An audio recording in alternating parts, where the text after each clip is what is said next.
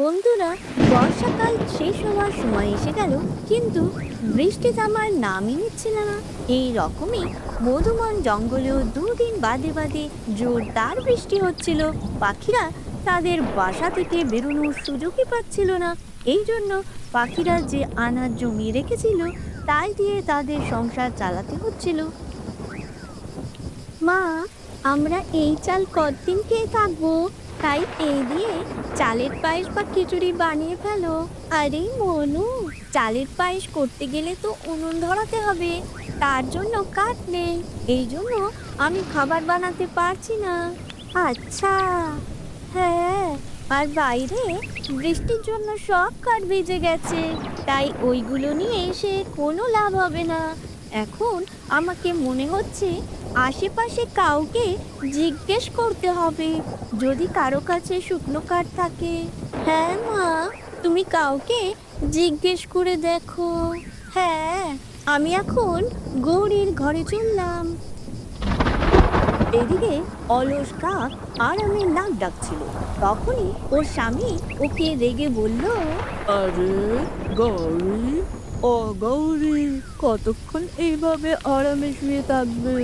এদিকে যে আমার খিদেতে শরীর পাতলা হয়ে যাচ্ছে। আরে কি বলছো? কেন আমার কানের কাছে কাউ কাউ করছো? একটু শুয়েছি, একটু শুতেও দেবে না? কি, তুমি একটু শুয়েছ? আরে তুমি তো দিন রাত শুয়েই থাকছো। ওঠো, একটু কিছু খাবার জন্য দাও। না, আমি খাবার বানাতে পারবো না। রোজ রোজ খাবার বানিয়ে আমি থকে গেছি। বাইরে বৃষ্টি পড়ছে, যতক্ষণ বৃষ্টি না কমে ততক্ষণ আমি খাবারও বানাবো না, আর ঘরের কোনো কাজও করবো না, শুধু শুয়েই থাকবো। বুঝেছো? আরে হে ভগবান, কেমন বউ দিয়েছো! এর থেকে তো ভালো আমি আইবুড়োই থাকতাম। এখন আমার উপর একটু দয়া করো, সামনের জন্মে আমাকে ভালো বউ দিও, না হলে আমাকে আইবুড়োই রেখো। তখনই মিঠি লালুর ঘরে এলো। আরে মিঠি, তুমি? হ্যাঁ লালু ভাই, আমি তোমার কাছে এইটা জিজ্ঞেস করতে এসেছি যে তোমার কাছে কোনো শুকনো কাঠ আছে? আসলে আমার খাবার বানানোর জন্য কিছু শুকনো কাঠ লাগবে।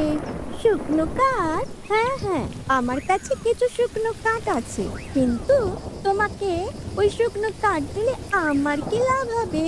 হুম, কেমন নিজের ফায়দার কথা শুনে উঠে গেল। কি?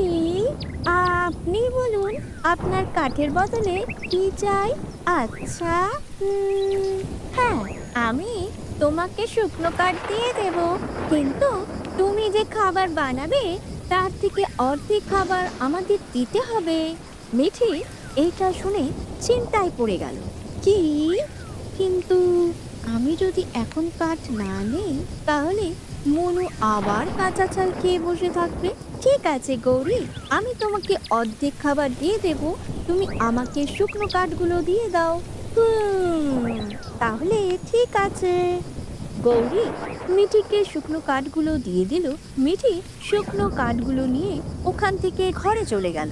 ঘরে এসে মিঠি চালের পায়েস বানিয়ে ফেললো, আর ওর থেকে অর্ধেক পায়েস নিয়ে কাকিদের কাছে যেতে গেল। আরে মা, তুমি এই পায়েস নিয়ে কোথায় যাচ্ছ? আরে, আমি গৌরীর থেকে শুকনো কাঠ নিয়েছি না, তাই ওকে এই পায়েস দিতে যেতে হবে। মিঠি সব কথা মনুকে বলতেই যাচ্ছিল, তখনই গৌরী ওখানে এসে গেল। আরে গৌরী আন্টি, আমি পায়েস নিয়ে তোমার ঘরেই যাচ্ছিলাম। আচ্ছা, তো আমি ভাবলাম পায়েস বানিয়েছো কিনা একবার দেখে আসি। এখন আমি এসেই গেছি, তো আমি নিয়ে যাই। আহা, বাহ বাহ, কি সুগন্ধ বেরোচ্ছে। আচ্ছা মিঠি, আমি চললাম। গৌরী পায়েস নিয়ে ওখান থেকে চলে গেল। বাহ বাহ, এসে গেছে পায়েস। দাও দাও, আমার বউ কত চালাক, কিছু না করেই আমাকে পায়েস খাওয়াচ্ছে। আচ্ছা, কিছুক্ষণ আগেই তো বলছিলে তোমার পরজন্মে তুমি যেন ভালো বউ পাও। ও উম, উম, উম, হ্যাঁ হ্যাঁ, তুমি তো খুব ভালো। আমি তো এটা বলছিলাম যে সামনে ৭ জন্মে তোমার মতন যেন চালাক বউ দেয়। কুড়ে কাকগুলো খুব খুশি হচ্ছিল। এখন তো ওদের কাছে যেন আলাদিনের প্রদীপ মিলে গেছে।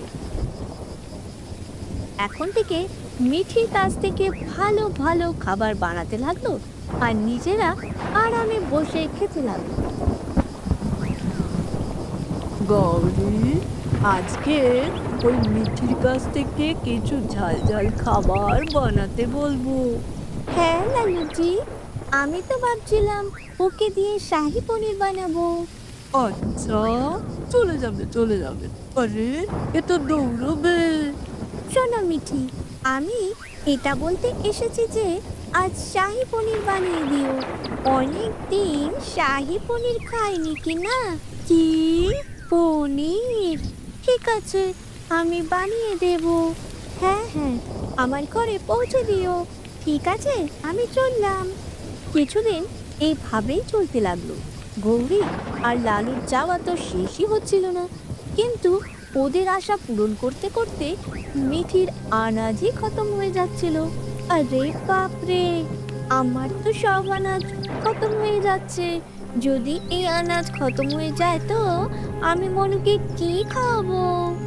কি হয়েছে মা, তোমাকে চিন্তিত দেখাচ্ছে? হ্যাঁ, আমাদের আনাজ শেষ হয়ে এসেছে, তাই দেখছিলাম। কি, এত তাড়াতাড়ি আনাজ কি করে শেষ হয়ে গেল? আগের বারে বর্ষার সময় যে আনাজ জমা করে রেখেছিলে তা তো পুরো বর্ষার সময়ের পরেও চলেছিল। হ্যাঁ বেটা, তখন তো শুধু আমরা দুজনই ছিলাম, এখন তো ওই কাকগুলোও আছে, এই জন্য আনাজ তাড়াতাড়ি শেষ হয়ে গেল। কিন্তু অনেক হয়েছে, এখন আমি ওদের থেকে কাঠও নেব না আর খাবারও দেব না। এখন তো বৃষ্টিও থেমে গেছে, আমি এখন নিজে গিয়ে শুকনো কাঠ খুঁজে আনবো। হ্যাঁ ঠিক আছে মা। এই বলে মিঠি শুকনো কাঠ খুঁজতে চলে গেল। বৃষ্টির জন্য মিঠির এলাকার সব কাঠ ভিজে গেছিল, তাই জন্য মিঠি আরো দূরে চলে গেল। এখানে তো কাঠ নেই, এখন মনে হচ্ছে শিকারীদের এলাকাতেই দেখতে হবে, যদিও ওখানে বিপদ আছে। মিঠি শিকারীদের এলাকায় চলে গেল। ওখানে মিঠি অনেক শুকনো কাঠ পেল। আরে বাপরে, তাহলে আমি এখানে শুকনো কাঠ পেয়েই গেলাম। কোনো শিকারী আসার আগে আমাকে এখান থেকে পালাতে হবে। মিঠি ওখান থেকে শুকনো কাঠ নিল, তারপর নিজের বাসার দিকে চলে গেল।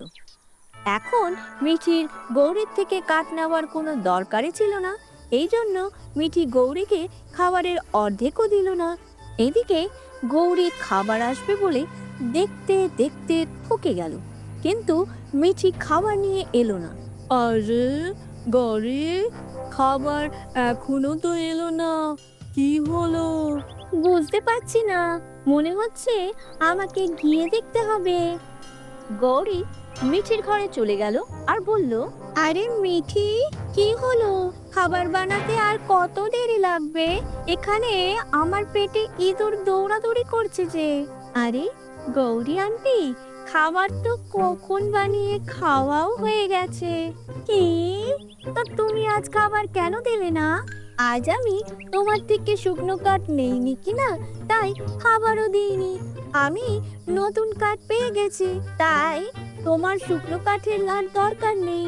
মিঠির এই কথা শুনে গৌরীর মনে হলো কেউ যেন তার গালে থাপ্পড় মেরেছে।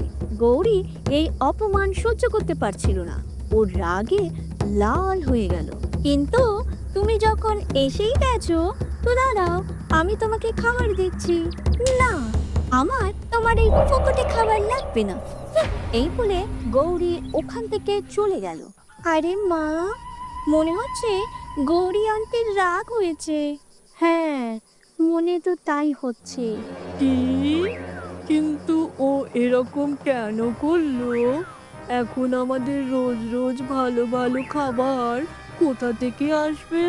তোমার শুধু খাবারেরই চিন্তা, এদিকে আমার কত বড় অপমান হলো তুমি জানো? আমি ওর কাছে বড় মুখ করে খাবার আনতে গেলাম আর মিঠি আমার অপমান করে দিল। না না, আমি এরকম চুপ করে বসে থাকতে পারবো না। আমি আমার অপমানের প্রতিশোধ নেবই নেব, না হলে আমার শান্তি হবে না। রাতের বেলায় গৌরী মিঠির ঘরে গেল আর মিঠির শুকনো কাঠের টুকরোগুলো চুরি করে নিয়ে এলো। এখন দেখবো কেমন করে মিঠি খাবার বানায়।